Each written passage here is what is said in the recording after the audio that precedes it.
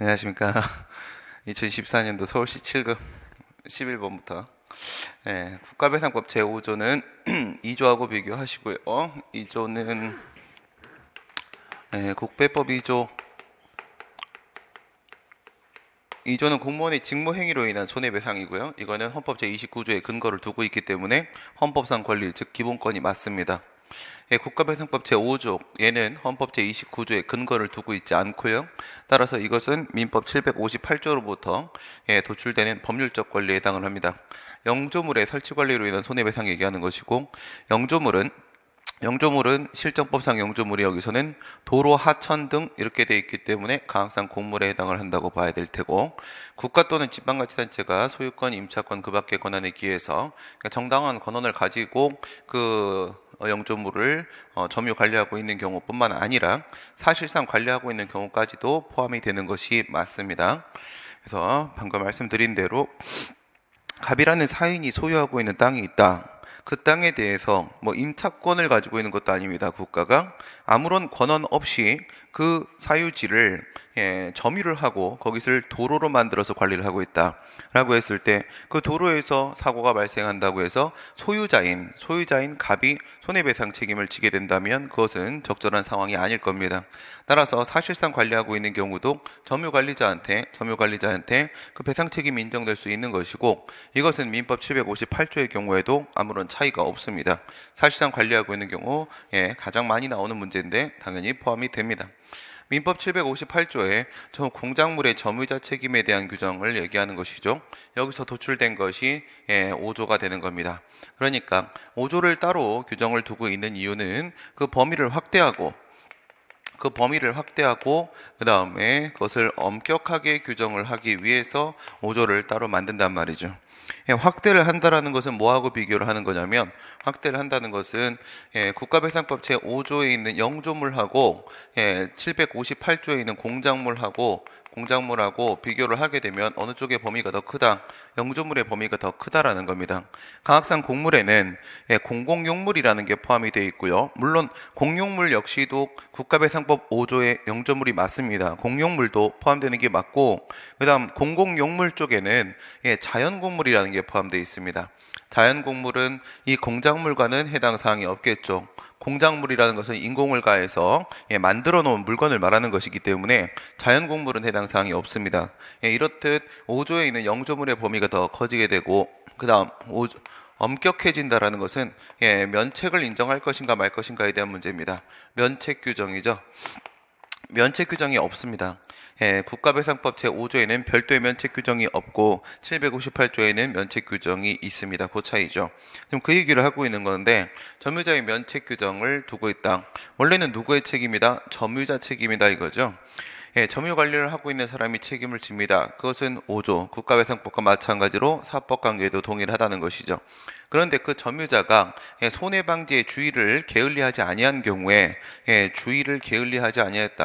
손해방지의 주의를 해태하지 않았다, 게을리하지 않은 경우라고 한다면 더 이상 점유자의 책임이 아니라 그때는 소유자의 책임으로 넘긴다라는 점유자의 책임에 대한 면책 규정, 점유자 책임에 대한 면책 규정이 758조에는 있습니다만은 5조 역시도 점유자 책임에 대한 문제가 맞습니다. 근데 5조에는 점유자의 면책 규정이 별도로 없습니다.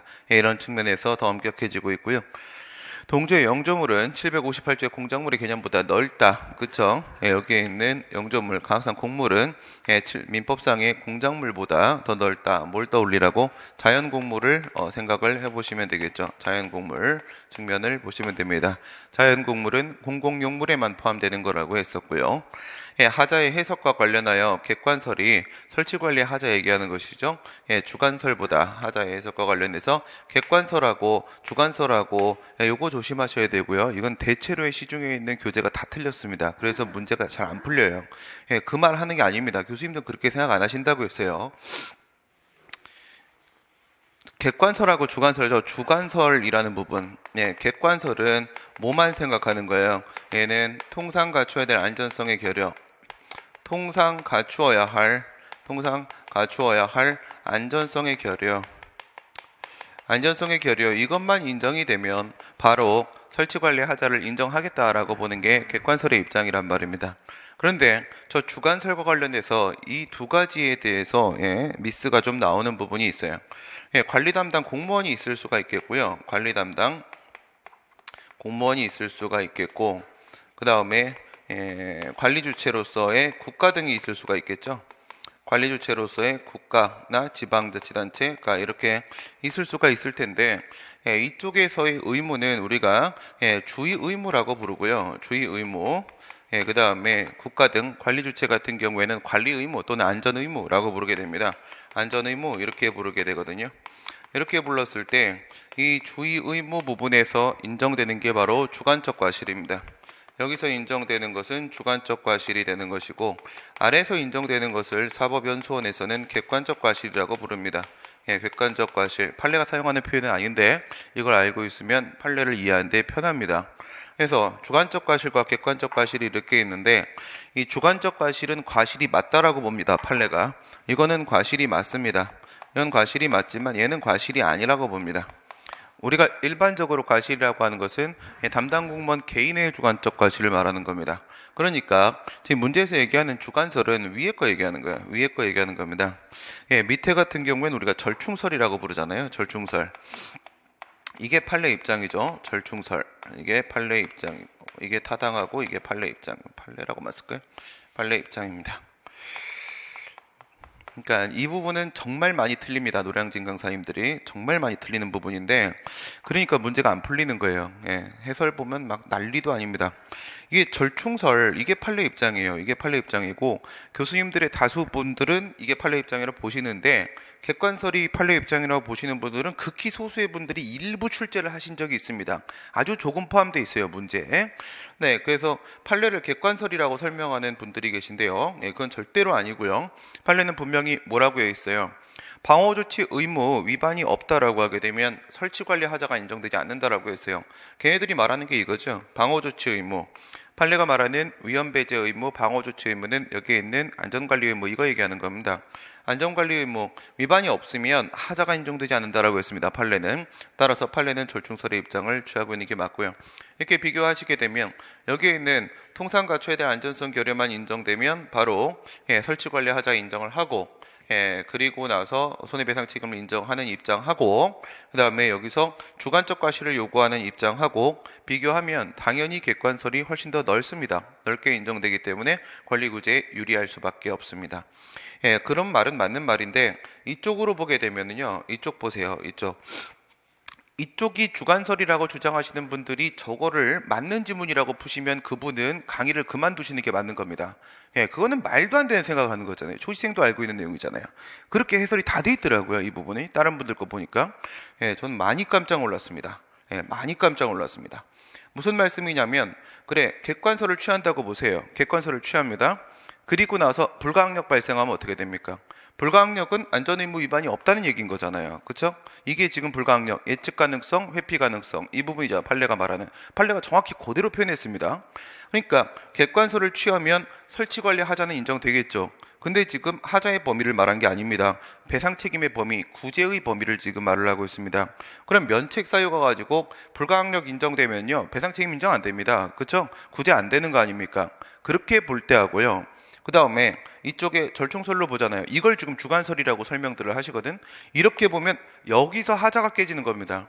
그럼 애당초 하자가 깨져서 배상 책임 인정 안 되는 거하고, 그 다음 하자는 인정을 하고 배상 책임을 부정해버리는 거하고, 결과적으로 배상 책임 인정 안 되는 건 다 똑같은 겁니다. 배상 책임의 범위에 차이는 전혀 없습니다. 전혀 없습니다. 이쪽으로 보면 배상 책임의 범위 없어요. 그냥 이걸 앞에다 배치할까 뒤에다 배치할까의 견해 차이밖에 없는 겁니다. 일로 가면 말이 달라지죠. 그러니까 저 주관설은 이쪽에 있는 이 주관설을 말하는 겁니다. 정확히 파악하셔야 됩니다. 영조물의 설치관리자와 비용부담자가 다른 경우에는 피해자가, 영조물의 설치관리자는 누굴 말하는 거예요? 이거는 5조 쪽에 있는 사무기속주체 말하는 거잖아요. 사무기속주체. 이건 사무기속주체 말하는 겁니다. 그리고 이제 비용부담자 이렇게 등장을 하는 거죠. 만약에 2조라고 하게 되면 공무원이 등장할 테고, 지금 여기서는 5조에 대한 얘기를 하고 있으니까 영조물이 등장을 하고 있고, 6조 얘기하는 거죠. 6조. 예, 국가배상법 제6조. 예, 6조 1항에 보시게 되면은 사무기속주체하고 비용부담자가 서로 다를 때 이렇게 돼 있죠. 예, 사무기속주체하고 그 다음에 비용부담자가 원래는 같아야 되는데 예, 비용부담자가 서로 다르다면 여기다가 균열을 주는 소독약이 되는 것은 권한위임이 되는 것이죠. 예, 권한위임. 일반 사무의 기간 위임이든 단체 위임이든 아니면 도로등 관리 사무의 기간 위임이든 다 상관없습니다. 예, 권한 위임이 있으면 서로가 이렇게 불일치한 상황이 발생할 수 있는데, 그런데 이럴 때 원래 이쪽이죠. 원래 이쪽에 이게 2조나 5조의 배상 책임 주체가 되는 것이고, 이랬을 때 이 친구가 추가된다는 거죠. 플러스 알파 추가가 되고 비용 부담자도 외부적 배상 책임을 진다. 이게 6조 1항인데 이 문제는 2조뿐만 아니라 5조에도 그대로 적용이 되는 것이기 때문에 이럴 때 얘한테 손해배상 청구하는 것도 가능해집니다. 여기는 물론이거니와, 그러니까 또는이 걸리게 되는 것이고, 예, 선택적 청구가 가능하다. 그런 결론이 나오게 되겠죠. 12번 보시면 행정상 손실보상, 손해배상에 대한 얘기가 나왔으니까 손실보상에 관한 설명으로 이제 넘어갑니다. 옳은 것은 판례는 손실보상의 원인이 국법적인 것이라면 손실보상의 내용이 사건이라도입니다. 사건이라도 손실보상은 공법적인 것이라고 보고 있다. 예, 이렇게 들어가는 거죠. 예, 원인이 이렇게 있습니다. 원인이 이렇게 있고 그 다음에 결과가 있다. 예, 손실보상에 대한 문제니까 여기서는 공권력 행사가 있었을 겁니다. 여기서 공권력 행사가 여기에다 쓸까?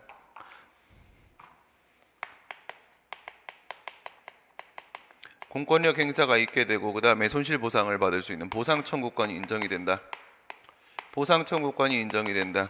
이 중간에서 발생하는 부분, 여기서 나오는 거 재산권 침해.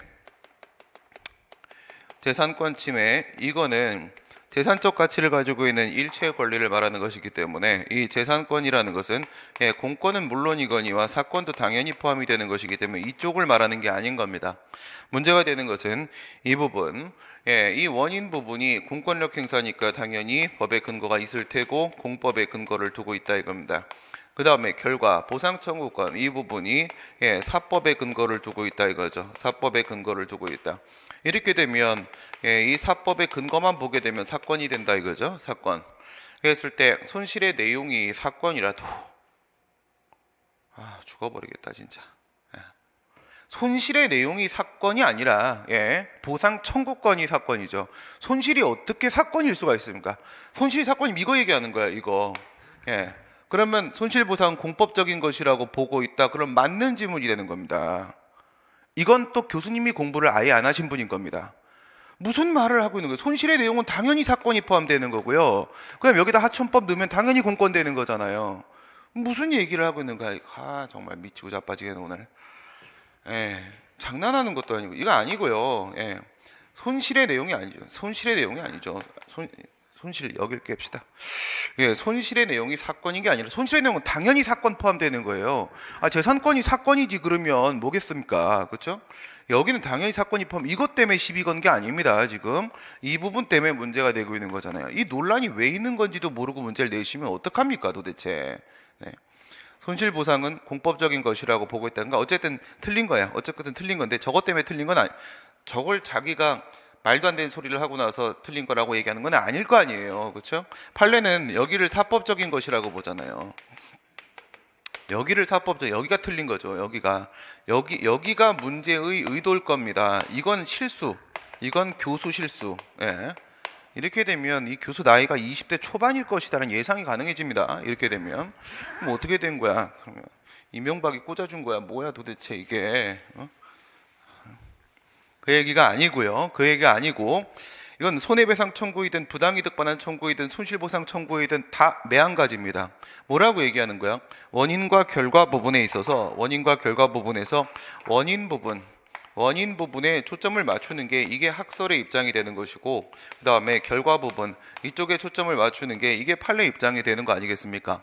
그러다 보니까 지금 손해배상 청구나 손실보상 청구나 부당이득 반환 청구에서 판례는 이 결과 부분에 맞춰가지고 사건이고 민사소송이라고 보고 있고, 학설은 원인 부분에 초점을 맞춰가지고 그것은 공권이고 당사소송이다 이렇게 보고 있는 거예요. 판례가 지금 이렇게밖에 말할 수 없는 이유가 있기는 있는데 애매하게 행정소송법 제 3조 2호가 돼 있어가지고, 그래서 개정안에서 3조 2호를 깼잖아요.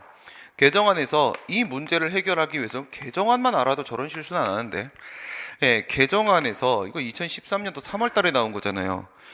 지금 벌써 5년이 지났는데 개정안 다 암기해도 다 이미 암기했을 상황인데, 이 개정안에 보게 되면 이 당사자 소송이 뭐라고 되어 있습니까? 개정안에 보면 당사자 소송을 지금처럼 행정청의 처분 등을 원인으로 하는 법률관계, 그 밖에 공법상 법률관계 이렇게 애매하게 해놓으니까 지금 판례가 비껴가 버린 건데, 왜 비껴갔어요? 당사자 소송 제도가 아직 제대로 완비가 안 돼 있다 보니까 자기 편한 민사소송으로 편의적으로 지금 돌린 겁니다. 판례가 못 도망가게 만들려고 이렇게 만들어놨다고요. 개정안에 공법적 원인이면 끝이다 이랬다고요. 공법적 원인에 기한 것이면 죄다 공권이고 죄다 당사자 소송이다라고 아예 못을 박아버렸다고요. 이런 판례가 도망을 못 가죠. 이렇게 법을 아예 바꿔버렸습니다. 개정안을. 그런데 지금 여기가 판례 입장이죠. 손실보상 청구권을 발생시키는 침해는 재산권이나 신체에 대한 것, 이건 뭐야? 비재산권 침해 얘기하는 거죠. 비재산적 법익의 침해, 비재산권의 침해, 이건 당연히 포함이 안 되겠죠. 여기까지 포함을 하고 있는 것은 손해배상 청구입니다. 국가배상 청구고, 손실보상 청구는 재산권만 인정을 하게 되는 거죠. 이건 23조 3항 얘기하는 겁니다. 23조 3항에서는 그렇게 보고 있고요. 그러나 이제 이건 별도 논의입니다. 23조 3항 문제가 아니에요. 손실보상에서 희생보상 청구권 배웠다. 희생보상의 원리 이런 거 배웠다. 물론 가르쳤죠. 그렇죠? 가르쳤는데 뭐라고 했어요? 이거는 23조 3항의 문제가 아니라 보상이 필요한데 어떻게 보상을 시켰으면 좋겠는지에 대한 추가 논의를 진행했던 것이죠. 23조 3항은 재산권 침해에 국한됩니다.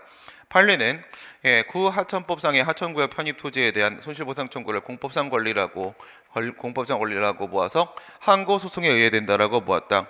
이거는 맞는데 이게 틀린 거죠. 항고소송이 아니라 당사자 소송이죠. 이건 어디가 바뀐 거야? 여기가 바뀐 거지. 이 결과 부분에 보상 청구권이라는 게 사법이 아니라 하천법이라는 공법의 근거를 두고 있기 때문에 그런 거고, 이런 경우 너무 많죠. 토지보상법에 있는 손실보상은 다 당사자 소송이잖아요. 토지보상법, 공익사업을 위한 토지 등의 취득 및 보상에 관한 법률은 당연히 공법이고, 거기에 있는 손실보상 청구 누가 민사소송이라고 단 한 번이라도 한 적이 있습니까? 판례 지금까지 100% 당사소송이라고 했는데, 그건 왜 그런 거야? 여기가 공법이기 때문에 그런 거라고요. 여기가 공법이기 때문에. 여기가 공권이기 때문에 그렇습니까? 그건 아니잖아요. 그렇죠? 무슨 얘기를 하고 있는 거예요? 그 1번 완전히 잘못됐다는 얘기가 지금 여기서도 또다시 드러나는 겁니다.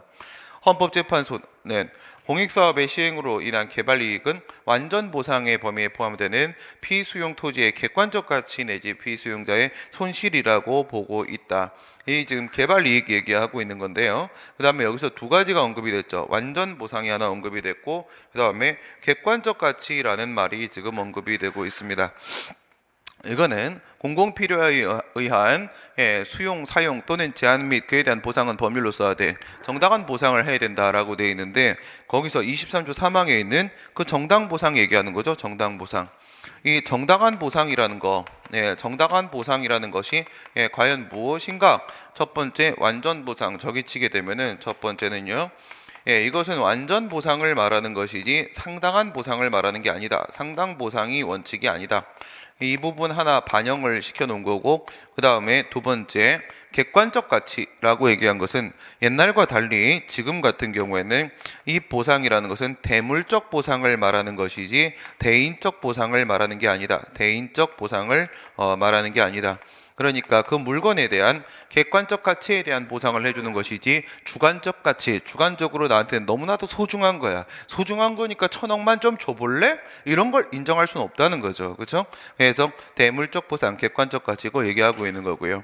그 다음에 저 개발 이익 같은 경우에는 누구 손실이 아닙니까? 이건 피수용자의, 토지 소유자의 손실이 아닌 겁니다. 얘의 손실이 아닌 거고, 이 개발 이익은 누가 먹어야 되는 거예요? 이 개발 이거 먹으려고 하는 거예요. 사업 시행자. 이건 사업 시행자 돈입니다. 개발 이익은 사업 시행자한테 귀속시키고 제가 먹는 겁니다. 토지 소유자는 개발 이익과는 하등의 관계가 없다는 것이죠. 협의 취득이 이루어지게 되면 그때부터, 수용 재결이 이루어지면 그때부터, 그때를 기준으로 해서 협의 취득 시점, 그 다음에 수용 재결 시점을 기준으로 해서 보상금을 산정하게 되는 것이고요. 다만 사업 인정 이후에 발생한 개발 이익, 땅값이 올라가는 거 이런 것들 개발 이익은 그것은 손실보상과는 관계가 없다라고 보는 게 맞는 거고, 정당보상 원리에 반하지 않습니다. 그게 원칙적으로 적법한 공권력 행사로 인한 손해 전보 제도로서 위법한 공권력 행사로 인한 침해에 대한 국가배상제도. 그러니까 손실보상제도하고 국가배상제도를, 손실보상은 적법한 공권력 행사, 그리고 무과실이죠. 얘 같은 경우에는요, 적법 무책입니다.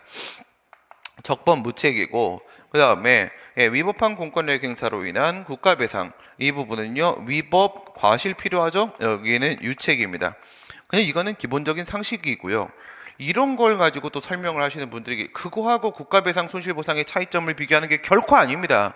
교수님이 질문을 하고자 하는 의도가 뭔지를 알아야 돼요. 의도가. 자기 편한 대로 막 설명하고 그걸 해설이라고 막 책에 넣어놓고 막 이러면 안 되죠. 그러니까 저도 제 해설지 말고 남의 해설지도 들어오기 전에 다 한번 확인을 하고 들어오거든요. 저걸 막 저렇게 그 말이 아니고요. 그 말이, 이거 생각해 보세요. 한 걸음 더 들어가야죠. 한 삽 더 떠야죠. 무슨 말이에요? 이게 적법 무책이 있죠. 이게 손실보상이죠. 그 다음에 위에다가 손해배상을 위법 유책이 있지 않습니까? 손실보상이 적법 무책이잖아요. 우리가 얘기하는 이거는 손실보상, 이거는 손해배상. 우리가 얘기하는 수용유사적 제약 한번 생각해보세요. 수용유사적 제약 같은 경우에는 걔는 위법 무책이잖아요. 위법 무책. 분명히 위법입니다. 분명히 위법입니다. 그래서 독일의 수용유사침해이론은 위헌무효설에 발을 딛고 있는 거지 유추적용설이 아닌 겁니다. 그것도 제가 지난 시간에 말씀드리기를, 이것도 강사님들이 거의 다 틀리는 부분입니다. 그러니까 또 문제에 문제가 있는 게 아닌 겁니다. 제가 말씀드리는 대로 여러분들 이해하셔야지 문제가 풀립니다. 물론 저는 제 생각과 잘못된 부분이 있다 할지라도 수험적으로다가 문제 푸는 거와 왁구가 안 맞으면 제 견해 포기하는데 이건 강사님들이 다 틀리신 겁니다. 무슨 말이에요? 우리 위헌무효설이 독일의 수용유사침해론입니다. 논문 한두 개만 읽어도 다 나옵니다. 그 얘기지 유추적용설 절대로 아니라고 말씀드렸습니다. 이 부분 생각해봐요. 이 수용유사적 제약에 대한 문제가 해결이 안 되기 때문에 위에 있는 손해배상하고 밑에 있는 손실보상하고 이거를 어떻게 하자는 거예요? 이거를 통합하자는 겁니다. 다른 나라처럼 이걸 통합해서 그냥 국가책임법 이런 걸 하나 만들자 이거예요. 통합하자. 물론 이 말이 맞습니다. 이런 게 하나 만들어지면 이런 수용유사적 제약에 대한 흠결 영역의 문제도 한 번에 일거 해결 가능합니다. 좋긴 한데 이건 국회에서 해결할 수 있는 문제가 아니라는 그거 질문한 겁니다. 그거 무슨 말이에요? 우리 헌법이, 아니 헌법을 어떻게 법률이 돌파를 합니까? 그죠? 헌법이 23조에서 손실보상을, 29조에서 손해배상을 따로 규정을 하고 있다는 겁니다. 우리 헌법이 손실보상과 손해배상을 별도 문제로, 별도 제도로 규정을 하고 있기 때문에 법률도 여기서 따로 나오고 여기서 따로 나올 수밖에 없는 거예요. 그러니까 우리 헌법에서 이 제도를 별도로 분리해서 운영을 하고 있기 때문에 어쩔 수 없는 부분이다. 안타깝다. 그 얘기를 하시는 겁니다. 다른 거다. 결국은 현재로선 다른 거일 수밖에 없다. 이건 헌법상 제도 때문에 그런 거죠. 오늘은 정말 여러 가지로 문제 내용부터 아침부터 아주 그냥 직무활동에 대한 설명은 이건 완전히 공무원법입니다. 이건 완전히 강론 부분이고 강론은 따로 하품 모의고사 따로 진행합니다. 한 번에 싹 모아서. 그러면 그거는 횟수가 많지는 않을 겁니다. 예, 취소의 원고 적격 및 협의의 소익에 대한 설명. 고등학교 졸업 학력 검정고시 합격하였다 하더라도 고등학교 졸업생으로서의 자격은 이미 취득을 했고 대학 입학 자격은 이미 취득을 했고 한 상황이라고 하더라도 고등학교에서 퇴학 처분을 받은 자는 퇴학 처분의 취소를 구할 협의의 소익이 있다. 그렇게 보는 게 우리 판례 입장이죠. 예, 여기서 이제 신분과 명예 이렇게 얘기를 하면서 신분과 명예, 고등학생으로서의 신분과 명예라는 인격적 이익을 예, 부소되는 이익으로 인정을 했던 사건이었었던 것이고요. 그리고 이것은 그 고등학교에 다시 들어갈 의사가 없다고 할지라도요. 예, 고등학교를 다시 다닐 의사가 복귀 의사가 없어요.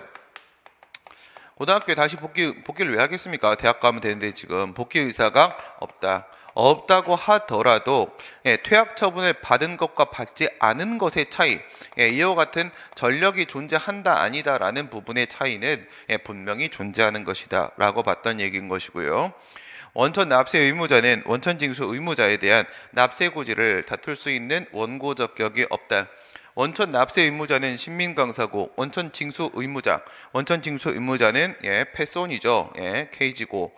그랬을 때 패스원이 저한테 강사료를 줄 때 3.3%를 떼가지고 주고 그것을 그 국가에다가 갖다가 전달을 해주는 역할을 하고 있죠. 이게 원천 징수 의무자죠. 그러면 소득 금액 변동 결정을 내리든 아니면 납세 고지를 하든 이렇게 되면은요, 이거는 패스원한테 돈을 내라고 하는 거예요. 패스원한테 급부 의무를 부과하는 거지 그게 저한테 급부 의무를 부과하는 게 아닌 겁니다. 그러니까 만약에 금액이 예를 들어서 패스원이 1,000만 원을 내면 되는 상황인데 1억을 내라고 했다. 그러면 그건 패스원한테 급부 의무가 부과된 거니까 패스원이 싸워야 될 문제지 제가 싸울 문제가 아닌 겁니다. 그렇죠? 예, 그렇기 때문에 저는 패스원에 대한 납세 고지를 다툴 수 있는 원고 적격이 전혀 없습니다. 저랑 하등 관계없는 문제인 겁니다. 국가와 패스원 사이의 싸움이다. 협의의 소익은 상고심 계속 중에도 존속돼야 되는 겁니다. 당연히 소의 이익이 없는데 아무리 법률심이라고 하더라도요, 상고심, 법률적 판단만 내리는 상고심이라고 하더라도 이 사람한테 아무런 실익이 없는 소송인데 그걸 굳이 힘들게 재판을 계속 해줄 필요가 없는 겁니다. 그렇죠? 따라서 소송 요건 같은 경우에 지금은 소의 이익이고요. 소송 요건은 법률심에서도 당연히 인정이 되고 있어야 되는 거고 심사가 가능한 겁니다. 이유는 소송 요건은 철저히 직권주의가 적용되는 것이기 때문에 변론주의는 어디에 적용되는 거예요? 사실심까지 적용되는 거잖아. 그렇죠? 여기에는 오직 법률심이기 때문에 사실심이 아니니까 변론주의가 적용이 안 되는 영역입니다. 소송 요건은 상고심에서도 인정이 돼야 되는 게 맞습니다. 건축공사 완료 후에는 건물 준공처분의 취소를, 요게 좀 특이합니다. 건물 준공처분으로 이렇게 보통 안 내고 건축 허가로 보통 많이 내죠. 건축 허가, 1조건 침해 얘기하는 겁니다. 1조건 침해, 건축 허가. 그러니까 옆집에 3층 건물을 지으려고 허가를 받았는데 우리 집은 2층 건물입니다. 이 동네는 2층만 지을 수 있도록 관리 계획이 되어 있습니다. 이랬을 때 사위의 방법으로 받은 건축허가, 위법한 건축허가 처분의 소송을 제기했다. 완공됐습니다. 완공되면 저거 부실 수 없습니다. 그러니까 건물이 3층까지 올라가는 것을 막기 위한 소송이었고 그것은 더 이상 소액이 없어서 각하가 되겠죠. 거기서 한 걸음 더 들어간 겁니다. 그러면 준공검사, 이건 어떻게 할 거냐 이거야. 준공검사, 건물을 우리 집이 이렇게 해서 2층이에요. 우리 집이 이렇게 2층인데 여기에 이제 여기 3층짜리가 이렇게 올라갑니다. 이렇게 올라가고 해가 여기서 이렇게, 햇님이 여기서 이렇게 해를 비춰주십니다. 이렇게 햇님을 비춰주시면은 이놈아 때문에 우리 집에는 해가 안 들 거 아니겠습니까? 근데 준공검사는 뭐예요? 이 건물을 부수는 게 아니에요. 부수는 게 아니라 이 건물을 사용할 수 있도록 인정해주는 게 준공검사잖아요. 확인입니다. 법적 성질. 그러면 이거를 사용을 못하게 만들면 준공검사 취소를 제기해서 저거를 취소시킨다고 쳐봐요. 그럼 이걸 사용을 못하게 만들면 내가 뭘 얻습니까? 이 건물이 부서지는 게 아니죠. 건물은 그냥 있고 사람이 안 들어가는 겁니다. 사람이 안 들어가도 그럼 사람이 해를 갈았습니까? 건물이 갈았지? 그러니까 당연히 소액은 없는 겁니다. 경찰 허가를 받은 경업자에게 원고 적격이 인정되나 특허 사업을 경업자는 특별한 사정의 인상 원고 적격이 부정된다. 물론 이제 무슨 말인지 취지는 알겠습니다. 취지는 허가라고 하게 되면 이건 단순히 금지 해제의 문제이기 때문에 그것은 경업자 소송에서 반사적 이익에 불과한 것이고, 그다음 특허라고 하게 되면 이거는 설권행위, 권리 설정이기 때문에 위법한 허가 처분에 의해서 발생하는 영업상 이익의 침해는 그건 권리 침해가 맞다. 그 경업자 소송에 대한 이야기를 지금 하고자 하시는 건 이해가 되는데 제3자입니다. 제3자. 허가를 받은 사람을 경업자라고 불러요. 허가를 받은 사람을, 소송을 제기하는 사람을 경업자로 부르질 않습니다. 경업자가 왜 원고 적격이 필요합니까? 경업자는 허가를 받은 사람인데 그럼 다 없어요? 다 없어. 왜? 나한테 허가해 주는데 나한테 왜 허가를 해? 이렇게 소송 제기한다는 얘기예요, 지금. 이게 무슨 말이에요, 이게? 말도 안 되지. 그게 아니라, 물론 이제 답을 찾을 수는 있죠. 근데 좀 정확히 합시다, 교수님들. 좀 정신 좀 차립시다. 이게 뭐 하는 짓입니까, 이게? 경업자한테 허가를 하는 거고 제3자가 소송을 제기하는 건데, 판례도 그렇고 교수님들도 다 그렇게 보시는데 이분 누굽니까, 도대체? 이분 누구야? 너야? 너냐? 너 행정법 교수였냐? 죽어 아주. 경업자가 왜 소송을 제기합니까? 허가받은 사람, 제3자한테 원고 적격이 있다. 이렇게 되는 거잖아요. 그렇죠? 신규 업자의 이름이 경업자입니다. 신규 업자. 기존 업자의 이름이 제3자가 되는 것이고요. 정신 차립시다. 이제 좀 새벽에 문제 냈습니까? 또 안 되지. 빨리 끝나라, 6문제. 오늘은 많이 힘듭니다, 지금. 사정 판결. 원고의 청구의 이유가 있다고 하더라도 공공복리를, 기성의 공공복리를 유지할 필요가 있는 경우에 그 사정 변경을 반영하여 행하는 예외적인 기각 판결. 그게 바로 사정 판결이죠. 원고는 피고행정청이 속하는 국가 또는 공공단체를 상대로 손해배상 등의 적당한 구제 방법의 청구를 당해 취소이 계속된 법원에 병합하여 제기할 수 있다. 우리 행정소송법 28조에 이렇게 돼 있죠. 무슨 말이에요? 엄연히 처분이 위법이죠. 처분이 위법입니다. 그런데 직접적 구제로서의 직접 구제를 지금 포기하려고 하는 겁니다. 취소 판결을 못 해주겠다는 거죠. 그럼 직접 구제를 포기하려고 하게 되면 최소한 뭐는 가능해야 되겠습니까? 간접 구제는 가능해야 되겠죠. 간접 구제, 이게 바로 손해배상 등 얘기하는 거죠. 이게 가능해야 됩니다. 과연 가능할까? 라는 걸 보기 위해서 무엇을 하게 된다? 사전 사정조사를 하게 됩니다. 먼저 손해배상 등이 가능한지에 대한 판단을 법원이 먼저 해본다고. 해봤는데 손해배상 등도 지금 안 되는 케이스야. 그래버리면 취소 판결 안 해주면 손해배상도 안 되고 엄연히 위법한 처분인데 모든 구제를 포기시켜버리는 것은 법치행정의 원리에 정면으로 반합니다. 그럼 법원이 위법한 짓을 하게 되는 게 됩니다. 그래서 이걸 했는데 손해배상 등이 가능하다라고 판단을 하게 되면 그 사실을 사전 통지해 줍니다. 원고한테 사전 통지를 해주고, 야, 너 손해배상 청구할 수 있다. 굳이 따로 제기할 거 없고 나한테 갖고 와. 나한테 갖고 오면 내가 이 취소는 기각하는데 미안하니까 손해배상은 그냥 너한테 줄게. 배상을 해줄게. 이렇게 해서 병합을 유도를 하게 되죠. 병합을 유도를 하게 됩니다. 병합에 제기할 수 있다. 판례는 당연 무효인 처분은 존치시킬 효력이 있는 행정행위가 없기 때문에, 존치시킬 효력이 없기 때문에, 그 말이긴 한데 참 표현이 그닥 꼬롬하시고요. 존치시킬 효력이 없기 때문에 사정 판결할 수 없다고 해서 부정적이다. 그렇죠. 무효인 처분에 대해서까지 공공복리를 주장을 해버리게 되면 그건 너무 과도합니다. 이럴 때는 누구의 역할이 아니라 그 공공복리를 유지하는 역할은 사법부의 역할을 손을 떠나버린 것이고, 이때는 누구의 역할로 넘어가는 거다. 그 공은 행정부의 역할로 행정부한테 넘어가는 거고요. 그럼 행정부는 그 위법 사유를 시정한 후에 새로 처분을 해서 그 공공복리 상태를 유지시켜야 되는 것입니다. 이제는 행정부가 움직일 때입니다. 판례는 직권으로 사정 판결을 할 수 있다는 입장이다. 판례는 그렇게 보고 있죠. 판례는 우리 행정소송법 26조의 직권심리주의가 행정소송법 28조에도 적용될 수 있다라고 보는 것이 판례의 입장입니다. 따라서 일건 기록에 현출되어 있는 경우에는 법원이 직권으로 사정 판결을 할 수도 있다라고 얘기를 하고 있습니다. 하지만 학설은 그렇게 보지 않죠. 학설은 절대 부정입니다. 학설은 안 된다. 이거죠. 그래서 학설에 따른 질문 나왔을 때도 같이 대비를 해 주셔야 되는 겁니다. 원래는 안 되는 겁니다. 판례가 이거를 바보 같은 짓을 한 건 아니고 판례는 어쩔 수 없었습니다. 어쩔 수 없었어요. 행정소송법을 돌파해버린 겁니다, 지금.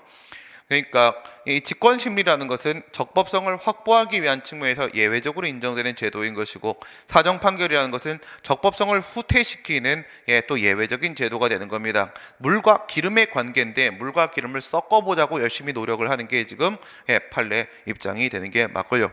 사정판결의 대상이 되는 처분의 위법 여부에 대한 판단은 처분시를 기준으로 하고, 사정판결의 요건은 위치공이죠. 위치공 처분이 위법해야 되고 취소 사유해야 되고 공공복리가 존재해야 되는데, 여기서 처분이 위법인지 여부는 원래대로 위법성 판단 기준 시 처분시를 기준으로 하는 것이며, 공공복리 즉 사정 판결이 필요한지 여부는 처분 이후에 발생한 사정 변경을 반영해야 되기 때문에 판결시를 기준으로 할 수밖에 없는 것입니다. 원고의 청구가 이유가 있다고 인정하는 경우에도 처분 등이 위법한 경우에는 처분 등을 취소하는 것이 현저히 공공본에 적합하지 아니하다고 인정할 때에는 법원의 원고 청구를 각하하는 게 아니라 예외적인 기각 판결이죠. 기각 판결. 이미 위법 얘기를 하고 있는데 뭐 각하를 어떻게 합니까? 다 게임 끝난 상황에서. 그죠? 이건 초등학생 문제인데 또 안 됩니다. 그죠? 또 안 됩니다. 또 안 되니까 난 또 손으로 이렇게 누르죠. 네. 큰일 났습니다. 권한위임 강론인데 간단하게만 보겠습니다. 이건 총론하고 겹치는 부분이 있어서, 강론의 행정조직법 파트는 총론하고 거의 다 겹친다고 보시면 돼요. 겹친다고. 특별행정작용법 파트나 이런 부분이 조금 많이 달라지는 부분이 생기는 것이고요. 권한위임을 했습니다. 권한위임의 해제. 위임청이 위임을 해제하면 위임은 없어지는 거지 뭐. 근데 위임을 하면서 기한을 붙여놨으면 그러면 그때 되면 위임은 없어지는 거지 뭐. 권한위임은 행정권한 법정주의에 따라서, 행정권한 법정주의 헌법 96조죠. 헌법 96조에 행정권한 법정주의에 따라 반드시 법에 근거가 있어야 되는 거 아니겠습니까? 근데 그 근거법이 사라지면 역시 권한위임도 위법이 되는 것이고, 이 권한위임이라는 거는요, 권한위임은 행정행위가 아니죠. 행정행위가 아니니까 공정력이 없죠. 공정력이 없으니까 이 친구가 위법해지게 되면, 위법이면 그냥 바로 무효입니다. 바로 무효가 돼버리는 것이다. 네, 권한위임이 위법이다라고 했을 때 가장 문제가 되는 게 바로 뭐예요? 권한위임의 근거 법규가 있느냐 없느냐 이거죠. 행정권한 법정주의. 수임청은 권한을 위임청의 이름으로 행사하며 그에 관한 소송의 피고는 위임청이 된다. 아니죠. 다 거꾸로죠. 수임청이죠. 이건 지금 내부임이죠. 이건 내부임 얘기하는 거고, 내부임하고 비교하시고, 내부임과 달리 권한위임은 어떻게 돼요? 권한이 수임청한테 이전되죠. 권한의 기속점이 이전되기 때문에 자기 권한 행사입니다. 수임청은 자기 권한 행사를 자기 이름으로 하고요. 소송을 제기할 때도 당연히 수임청 상대로 소송을 제기하는 게 맞고, 권한의 위임은 위임청의 권한의 일부에 한해서만 가능한 것이다. 이거 이제 입법 위임하고 권한 위임하고 이거 계속 지금 등장을 하고 있는 부분이죠. 권한 위임이 이렇게 있습니다. 그 다음에 우리 입법 위임이 있습니다. 위임 명령 얘기하는 거죠. 위임 명령, 입법 위임이 이렇게 있습니다. 그렇다면 이쪽에 있어서는 행정기관이 자신의 사무 권한을 넘기게 되는 것이고, 얘는 입법기관이 본인의 입법 권한을 넘기게 되는 겁니다. 그러니까 사무 권한과 입법 권한을 이렇게 넘기게 되는데, 이것을 만약에 전부 위임을 해버린다면, 전부 위임, 전부임 이렇게 해버리게 되면 되겠냐 이거죠. 전부임을 하게 되면 이건 자신의 권한 행사를 아예 포기하는 겁니다. 이거는 권한 행사 인정 안 된다. 이거는 권한 행사를 온전히 다 포기해 버리는 것이 되기 때문에 그러면 당연히 법률에 위반됩니다. 일부만 가능하다. 전부는 다 안 되는 거라고 했고요. 법령의 근거가 없는 권한의 위임은 무효이다. 이거 방금 얘기한 거네. 법령의 근거가 없다. 근거 없는 권한 위임을 했다라고 하게 되면 이 친구는 공정력이 없기 때문에 자동 무효 처리가 바로 될 테고, 수임청은 위임받은 권한의 일부를 하급행정청에게 재위임할 수가 있다. 일부면 가능합니다. 그렇죠? 일부면 가능하다라고 했고, 이게 또 지난번에 나왔던 문제는 이것도 권한 위임이기 때문에 법에 근거 있어야 되죠. 그런데 개별법에 근거가 없다고 하더라도 정부조직법 제6조하고요. 정부조직법 제6조하고 여기서 위임받아서 만들어진 행정권한의 위임 및 위탁에 관한 규정, 별로 좋아하는 이름은 아닌데 기니까 그냥 제일 짧은 약칭 임탁정. 그래서 행정권한의 위임 및 위탁에 관한 규정 임탁정 제4조에 보시게 되면 은 뭐라고 되어 있냐? 재위임을 할 수 있다라고 되어 있어요. 재위임을 할 수가 있는데 무엇을 근거로 할 수 있다? 사무위임 규칙을 제정을 하고 이걸 근거로 하면 된다. 이렇게 되어 있고, 그 다음에 위임을 했던 위임기관의 승인을 받으면 가능하다. 이렇게 되어 있습니다. 사무위임 규칙을 근거로 기관 위임을 받았을 것이기 때문에 규칙을 근거로 해서 재위임할 수 있도록 인정하고 있습니다. 그렇군요. 또 까먹었다. 민중소송입니다. 우리의 행정소송에는 서비스 소송이 포함이 되어 있죠. 우리는 주관 소송이 원칙인 건 다른 소송과 마찬가지인데 서비스로 객관적 소송이라는 것을 인정을 하고 있습니다. 객관적 소송에는 민중소송, 기관소송이 있죠. 이 민중소송은 행정소송법 개정안에서 더 적절한 표현으로 공익소송이라고 표현을 하고 있고, 이걸로 그냥 여러분들이 보시면 되겠고, 지금 여기서 공직선거법상의 당선 무효 소송 얘기하는 거죠. 당선 무효 소송. 그 다음에 이건 선거 무효 소송. 당선 무효 소송. 그러니까 박근혜 대통령 당선 무효 확인 소송을 제기했다. 그 다음에 이명박 지금 전 대통령도 지금 당선 자체가 무효가 될 가능성도 상당히 있죠. 지금 계속 뉴스에 나오고 있죠. 그 원래 한나라당 그 후보가 아니었다라는 지금 얘기가 제기가 되고 있습니다. 그 자체가 불법이었다, 경선이.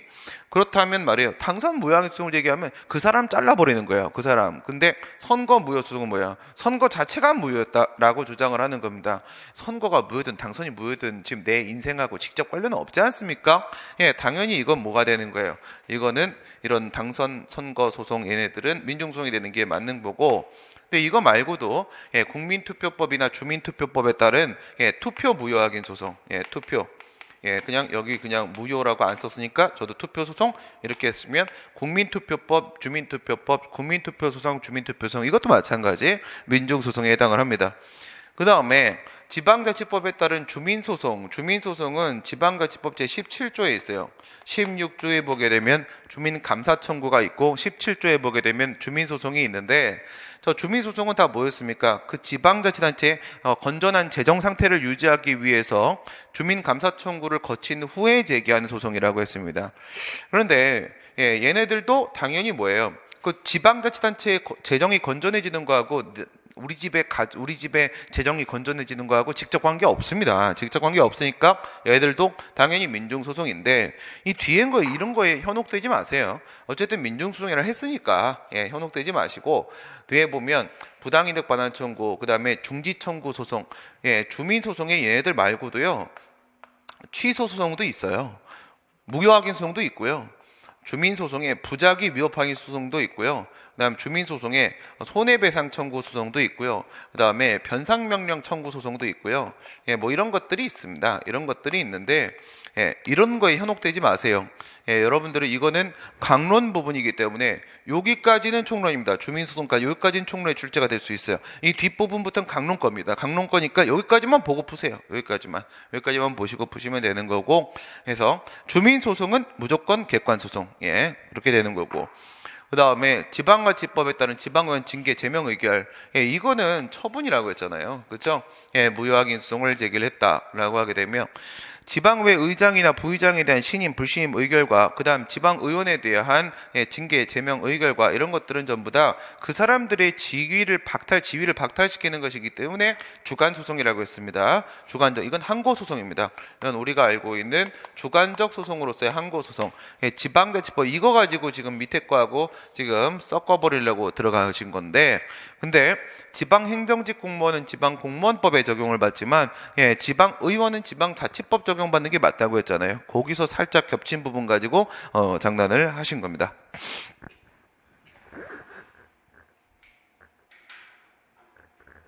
내 손가락도 안 먹히네.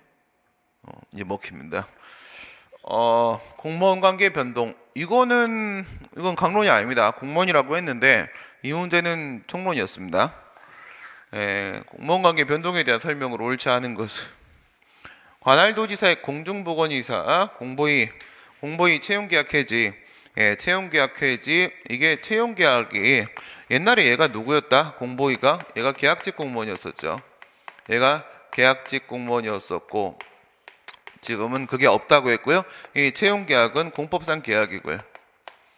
공법상 계약이고 이건 그럼 계약 해지가 맞는 거죠. 취소 처분이 아닌 거죠. 공법상의 당사자성, 계약의 문제면 당연히 당사성, 서로 대등한 지위에서의 불복 방법은 당사성이 되는 것이 맞고요. 의사표시의 무효확인 청구를 제기하는 게 맞습니다.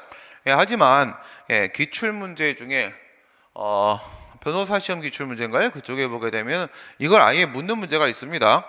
공보위는 일반직 공무원으로서 임기제 공무원에 해당한다. 일반직 공무원으로 바뀌었고 이제는 이 공보위에 대한 처분에 대한 소송은 이제는 항고소송이다가 출제가 된 적이 있습니다. 그게 당연히 옳은 지문이죠. 옳은 지문입니다. 그래서 이건 너무 옛날식이고요. 이건 무슨 486 가지고 하는 그런 얘기하고 있는 거예요 지금. 그죠? 4급 공무원이 당의 지방자치단체 인사위원회 심의를 거쳐 3급 승진 대상자로 결정이 돼. 이게 4급 국가직 공무원인데 근데 지방직 3급 공무원으로 승진을 하기로 내부적으로 결정이 되었고요. 중요한 건 공표. 이겁니다. 공표. 이거를 대내 외국은 아닌데 그래서 다 알려버렸어요. 그래서 이 사람이 돌아다니면서 승진 턱을 다 냈습니다. 턱이 남은 게 없어요. 그 공무원에 승진 임용 신청권이 있다. 이건 되게 유명한 판례죠. 얘가 처음에 승진 신청을 했는데 왜 승진 안 시켜줘? 이러고 신청을 했단 말이야. 했더니 얘 가만히 있네. 그래가지고 부작위 위법 항의송을 제기했었죠. 부작위 위법 항의송을 제기했다가 그 다음에 중간에 임용권자가 그랬단 말이야. 거부야? 그래서 거부처분 취소로 바꿨어요. 거부처분 취소 소송으로 거부처분 취소로 소변경을 했습니다. 소변경. 지금 보시다시피 뭐예요? 무슨 의미를 찾으셔야 됩니까? 소송 도중에 부작위 위법 확인 소송 도중에 거부처분이 나왔다 이거예요. 거부가 등장을 했다. 그래서 이랬을 때 부작위 협회인송을 거부처분 취소로 과연 변경할 수 있겠는가? 이런 논점이 있잖아요. 있다라고 보는 거예요. 판례가. 이걸 인정을 했죠. 인정을 하고 보니까 아까 그건 그냥 헛기침이었구나 라는 걸 알게 돼가지고 다시 이렇게 갑니다. 이번엔 소변경이 아니라 소병합 청구를 해서 이것도 받아줍니다. 그래서 이거 두 개 병합해서 이렇게 움직였던 건데, 그럼 물론 공무원에 대한 불이익 처분이니까 이거를 가기 전에 앞에 뭐가 있었을 것이라는 게 예상이 됩니까? 당연히 소청심사 거쳤겠죠.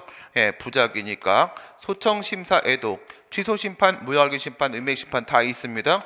부작위에 대한 의무이행심판, 의무이행심판으로서 소청심사 거치고 그럼 뭐가 나왔으니까 기각이 됐으니까 소송으로 이렇게 넘어갔고, 왜 부작위 위법한 이송을 제기한 거예요? 왜 그랬을까? 원처분 중심주의 적용되니까. 분명히 재결 나왔는데 여기 재결이 있잖아. 재결 나왔는데 부작위 이렇게 들어간 이유는 원처분 중심주의 적용되니까 이렇게 들어가 있었던 상태인 것이고, 또 우리가 알고 있기로 재결이 나오게 되면 제소기간 특례 규정, 제소기간 적용도 받게 되겠죠. 부작위 합항이송이지만. 근데 이런 것들이 가능했던 이유는 뭐예요? 이런 것들이 가능했던 이유는 신청권이 있었기 때문이다. 이거예요. 신청권이 있었기 때문이다. 인정됐기 때문이다. 조리상의 신청권입니다. 다 알려놓고 지금 와갖고 안 해주고 그러면 다 틀 수 있는 기회는 보장해줘야 될 거 아니겠습니까? 공무원의 사직의 의사표시는 사인의 공법행위죠. 이건 사직원 제출 얘기하는 거죠. 사직원 제출. 예, 의원 면직 처분 얘기하는 겁니다.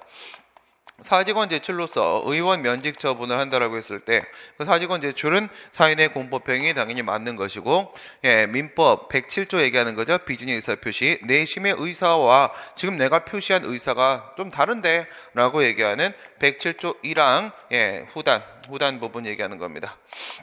무효에 관한 규정은 적용 안 된다라고 보는 게 우리 판례 입장인 거죠. 이건 누구 얘기하는 거야? 여군하사 얘기하는 거죠. 여군하사가 예, 복무 연장을 신청을 하려고 했더니 야 그냥 뭐 우리 뭐 관례야 뭐 내규에 그렇게 돼 있어라고 하면서 예, 연장 신청과 함께 사직원 제출을 같이 하라고 했죠. 근데 연장은 안 시켜주고 사직원 제출했네. 그래 알았어. 예, 수리할게. 너 나가. 이렇게 됐던 사건이었었죠. 당연퇴직 사유에 해당해요. 공무원으로서의 신분을 상실한 자가 당연퇴직이죠.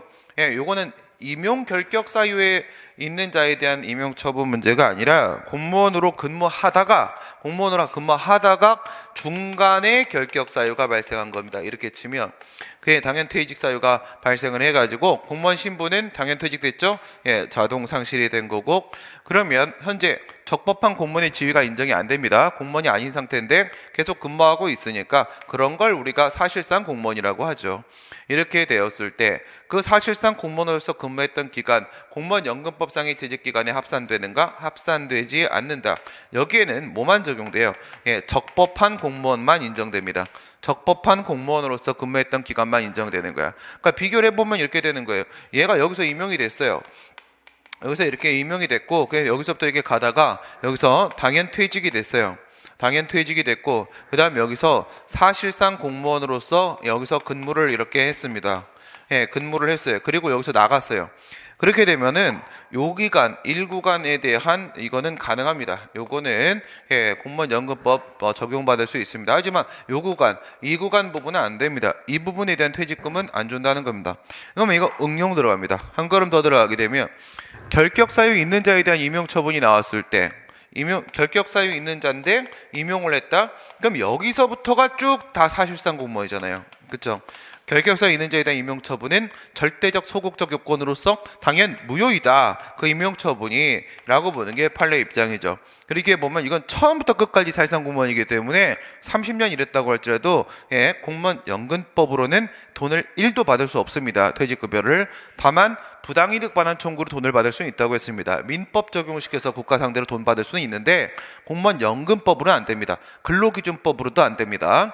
기간제로 임용되어 임용기간이 만료된 공립대학교는 이거 원래는 서울대학교였기 때문에 국립대학교인데 그걸 그냥 공립으로만 바꾼 거예요. 아무 의미 없어요. 재임용 여부에 대한 심사를 요구할 수 있는 법규상 조리상 신청권이 인정된다. 김민수 조교수 사건 얘기하는 거죠. 김민수 조교수 사건 얘기하는 거고, 이 전까지는 신청권이 인정이 안 된다고 했어요. 임용기간 만료 통지는 그냥 현재 공무원 아니라는 것을 확인해주는 관념의 통지에 불과하다라고 봤었는데 여기 와서 이걸 인정했죠. 예, 공정한 심사를 통해 재임용이 될 것이라는 기대를 보장해야 된다. 재임용 기대권이라는 법리를 최초로 인정했습니다. 이 재임용 기대권의 법리를 인정함으로써 조리상의 신청권이 인정이 될 수가 있었고, 이 신청권을 바탕으로 이제는 거부가 처분이 맞다. 임용기간 만료 통지는 거부 처분이다. 이렇게 인정을 했던 사건이죠. 9번입니다. 경찰관, 이거는 완전히 경찰입니다. 끝났네. 네. 행정소송법상 고생하셨습니다. 취소의 규정이 무효확인 소송에는 준용되나 부작위 위법 확인 소송에 준용되지 않는 것은 부작위 위법 확인 소송하고요 친밀할 수 없는 친구를 찾으면 되죠. 예, 전혀 궁합이 안 맞는 친구를 한번 찾아보시기 바랍니다. 제3자에 의한 재심 청구, 재심 청구는 31조에 있죠. 기판력 깨버리는 거 말하는 겁니다. 과연 가능하겠는가? 이 재심 청구는 인용 판결이 확정되었을 때만 가능하죠. 이건 기각 판결은 대상으로 하지 않죠. 양적 범위에 있어서 제3자의 소송 참가와 범위가 딱 2분의 1입니다. 그러면 이건 사유형 생각하시면 되잖아요. 사유형. 사유형에서 개선명령 발동 청구 사건 생각을 해보세요. 갑이라는 사람이 을이라는 공장장한테 개선명령을 해달라고 환경부 장관한테 신청을 했습니다. 거기에 대해서 부작위를 했습니다. 그래서 부작위를 해서 내가 부작위 여파인송을 제기했어요. 인근주민 갑이. 그랬을 때 이 부작위 여파인송이 만약에 인용이 되면 개선명령으로 연결될 가능성이 있기는 있잖아. 그렇죠? 절차적 심리니까 응답만 하면 되겠지만은 응답을 하다가 인용에 응답을 할 수도 있잖아요. 그러면 그 소송에 당연히 그 공장장 을도 소송 참가를 해서 누구의 승소를 보조해? 피고의 승소를 보조하려고 들어올 수 있겠죠? 그 다음에 행정심판 기록 제출 명령. 이거는 생각을 해보세요. 얘는 25조에 있죠. 행정심판 기록 제출 명령 같은 경우에 당사자 소송이면 안 되겠지. 왜? 당사자 심판이 없으니까 일반적으로. 부작위에 대한 문제 어때요? 물론 부작위 위법 확인 심판은 없지만 부작위에 대한 의맹 심판이 있잖아요. 의맹 심판이 있으니까 그 행정심판 기록 제출 명령 부작위 여파인송이랑 친밀한 거 맞죠? 의맹 심판이 있으니까. 그렇죠? 그 다음에 거부처분 취소 판결의 간접강제 4번 보시게 되면은 부작위 위법 확인소에 승소했는데 부작위 위법 확인 판결 나왔는데 얘가 끝내 응답을 안 해. 그럼 어떡할 거예요? 이건 거부처분 취소 쪽과 차이가 없죠. 이 간접강제 인정되죠. 이 간접강제가 어디는 인정되고 부작위 위법 확인소 쪽엔 인정되고 무효확인소 쪽에 이상하리만큼 이상하게 이게 적용이 안 되고 있죠. 저건 입법 불비죠. 무효확인 수송이 간접강제 인정 안 되는 건 어처구니 없는 일입니다. 이게 당연하다라고도 가르치는 선생님 계시대.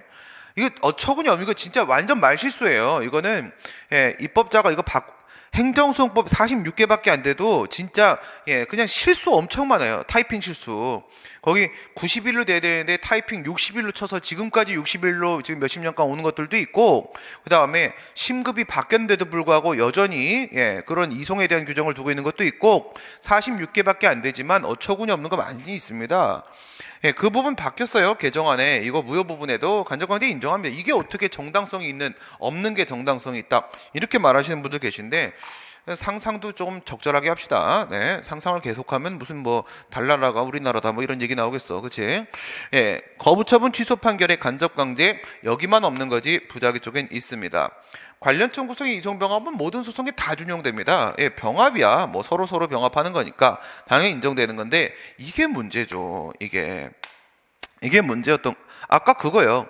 부작위 위법 확인송을 어디가 여기 있네. 부작위 위법 확인송을 거부처분 취소로 소변경했다고 했잖아. 이게 과연 가능하니? 이거 엄청난 논점 아닙니까? 왜 그래요? 부작위도 처분이잖아. 거부도 처분이잖아. 그러면 소송 도중에 처분이 이렇게 변경이 된 거잖아. 처분이 변경된 거니까 22조에 있는 처분 변경으로 인한 소해 변경 저거 적용해서 소변경을 허용하는 게 당연한데 근데 준용을 안 하고 있다고요. 준용을 안 하고 있으니까 과연 부작위 위법 확인 소송 도중에 거부처분 나왔을 때 이쪽으로 소변경이 되겠니? 라는 중요한 논점이 있는 거 아닙니까? 없어서 준용 규정이 없어서 그래서 문제가 됐던 건데 없으니까 22조는 사용 못 하고요. 뭘로 가는 거예요? 일반 규정인 소의 종류의 변경 21조 처리한 거예요. 지금 판례가 21조 뒤로 살짝 물러난 거죠. 왜? 어쨌든 얘는 부작위 판소송은 어쨌든 얘는 취소 소송이잖아요. 취소이기 때문에 소의 종류도 변경된 건 확실하잖아. 그러니까 22조가 뚫리고 21조로 후퇴해서 여기서 막아버린 겁니다. 막아버려서 소변경을 판례가 인정을 했던 것이죠. 이렇게 해서 14년도 서울시 문제 해설을 마치도록 하겠습니다. 수고하셨습니다.